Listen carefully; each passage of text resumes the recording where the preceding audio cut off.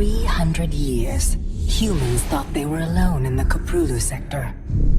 They were wrong.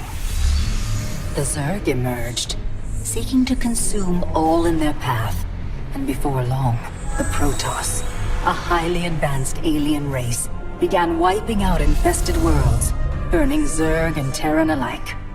A three-way war, unlike anything humanity had ever faced, erupted almost overnight. All the while, a human civil war raged. Marshal Jim Raynor vowed to oppose the corrupt dictator Arcturus Minsk for the betrayal of the woman he loved, Sarah Kerrigan. Boys, how about that evac? Damn you, Arcturus. Don't do this. It's done. Helmsman, signal the fleet and take us out of orbit. Now. Kerrigan, a loyal operative, was left to die at the hands of the Zerg. But the Zerg had other plans. They transformed her and unleashed her psionic power upon the Koprulu sector, searching for their real objective, the Protoss homeworld of Ire. The Protoss were unaware of this danger and slow to respond. Their rulers, the Conclave, had dispatched Executor Artanis to hunt for Tassadar, a commander who had refused to wipe out infested Terran worlds.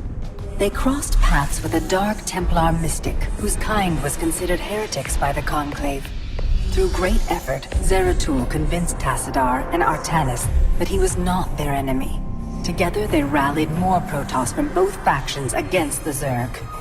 Despite the Conclave's fury, they achieved significant victories against the Swarm. But when Zeratul struck down one of the Overmind's Cerebrates, his own mind was left vulnerable. From his thoughts, the Overmind gleaned Ire's true location, and the Swarm descended upon the Protoss homeworld with all their might and fury. It was Tassadar who kept the Templar from extinction that day. Using the power of both the Templar and the Dark Templar, he sacrificed himself to kill the Overmind. Ire was lost, but Artanis led the survivors to the Dark Templar's homeworld of Shakuras. Old prejudices were set aside. The Templar were now in the Dark Templar's debt. Without the Overmind, the Swarm fractured. Kerrigan sought control of all the Zerg, even enlisting the aid of old friends and enemies like Raynor, Mengsk, and Zeratul. Once her rule was uncontested, the Queen of Blades betrayed them all. Billions of humans and Protoss were killed.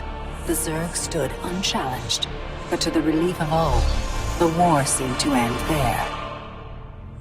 Zeratul suspected the Zerg had fallen under the control of dark forces. He uncovered prophecies stating that an ancient entity, Amon, was attempting to merge Protoss and Zerg lifeforms into an unholy hybrid, and that this evil might already have control of Kerrigan and her power. It was during this time that Executor Artanis, hailed as a hero, was made leader of both the Templar and the Dark Templar. As Hierarch, Artanis united both factions and promised to one day reclaim the glory they had lost on Ire. But such unity is only a dream for Jim Raynor. Mengsk still rules, and Raynor's small rebellion has counted for nothing against the Dominion's propaganda machine. Perhaps it is time for a new strategy.